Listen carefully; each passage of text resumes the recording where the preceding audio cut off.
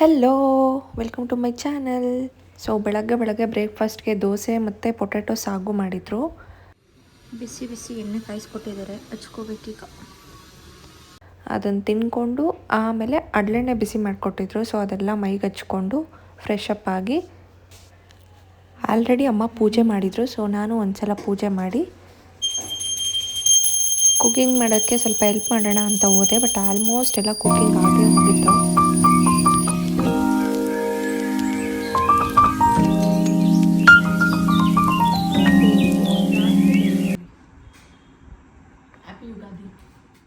So ಹಬ್ಬ ಅಂದಮೇಲೆ ಒಂದಾದರೂ ಫೋಟೋಸ್ ತೊಗೋಬೇಕಲ್ವ. ಸೊ ಕೆಲವೊಂದು ಫೋಟೋಸ್ ತೊಗೊಳ್ಳೋಣ ಅಂತ ಹೋಗಿ ಒಂದು 3 ಫೋಟೋಸ್ ತೊಗೊಂಡೆ ಅಷ್ಟೇ. ರಸಮ್ ಮಾಡೋಕ್ಕೆ ಕಟ್ ಮಾಡಿದ್ದಾರೆ ಆ್ಯಂಡ್ ಬೇಳೆ ಬೇಯಿಸಿದ್ದಾರೆ. ಹಾಂ, ಏನೇನು ಅಡುಗೆ ಉಪ್ಪಟ್ಟು ಮಾಡ್ತಾಯಿದ್ದೀವಿ. ಮತ್ತು ರಸಮ್ಮು, ಅನ್ನ, ಪಲ್ಯ, ಬೀನ್ಸ್ ಪಲ್ಯ, ಹಪ್ಪಳ, ಮಜ್ಜಿಗೆ. ಅಷ್ಟೇನಾ?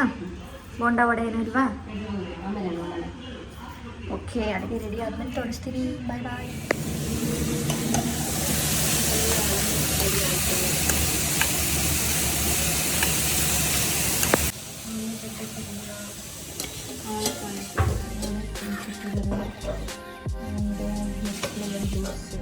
Happy Ugadi.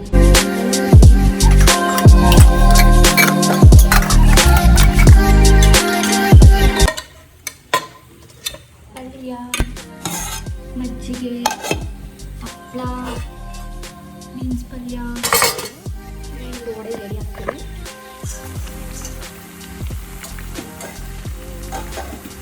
So vada ready ಆಗ್ತದೆ. ಸಾಂಬಾರ್, ರೈಸ್.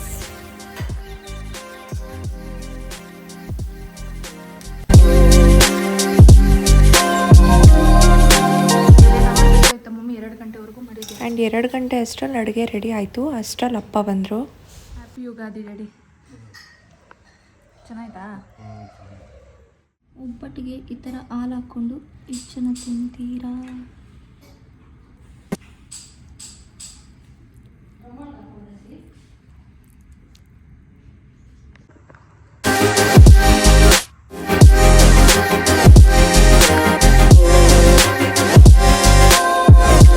ಯುಗಾದಿ ಹಬ್ಬ ಎಲ್ಲ ಮುಗಿಸ್ಕೊಂಡು ಅಪ್ಪ ಅಮ್ಮ ಊರಿಗೆ ಹೋದರು. ಆ್ಯಂಡ್ ನೆಕ್ಸ್ಟ್ ಡೇ ಹೊಸ್ದಕ್ಕೂ ಪ್ರಿಪ್ರೇಷನ್ ನಡೀತಿತ್ತು. ಸೊ ಎಲ್ಲ ರೆಡಿ ಮಾಡಿಡ್ತಿದ್ರು. ಫಸ್ಟ್ ಬೆಳಗ್ಗೆ ಬ್ರೇಕ್ಫಾಸ್ಟ್ಗೆ ಮಟನ್ ಬಿರಿಯಾನಿ ಮತ್ತು ರೈತ ಮಾಡಿದರು.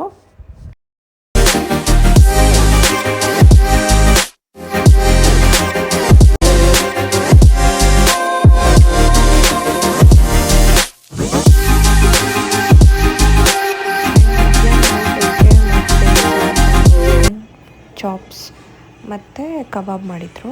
ಆ್ಯಂಡ್ ನೈಟ್ಗೆ ಚಪಾತಿ ಮಾಡ್ಕೊಂಡಿದ್ವಿ. ಸೊ ದೇವ್ ಫ್ಯಾಮಿಲಿ ಫುಲ್ ಎಲ್ಲ ಬರ್ತೀನಿ ಅಂತ ಹೇಳಿ ಕ್ಯಾನ್ಸಲ್ ಆಯಿತು. ಸೊ ಅದಕ್ಕೆ ಸಂಡೆ ಮತ್ತು ಕ್ರ್ಯಾಬು, ಅಂಜಲ್ಲು, ಪ್ರಾನ್ಸು ಎಲ್ಲ ಕ್ಲೀನ್ ಮಾಡ್ತಿದ್ರು. ಆ್ಯಂಡ್ ಬ್ರೇಕ್ಫಾಸ್ಟ್ಗೆ ಉಪ್ಮಾ ಮಾಡಿದರು. ಆ್ಯಂಡ್ ಮಧ್ಯಾಹ್ನ ಪ್ರಾನ್ಸು, ಗೀ ರೋಸ್ಟ್ ಮತ್ತು ನೀರು ದೋಸೆ ಮತ್ತು ಅಂಜಲ್ ಫ್ರೈ, ಕ್ರ್ಯಾಬ್ ಸುಕ್ಕ ಮಾಡಿದರು. ಕೆಡಿಸಿದ್ದಾರೆ, ಮತ್ತೆ ಮಾಡ್ತಿದ್ದಾರೆ.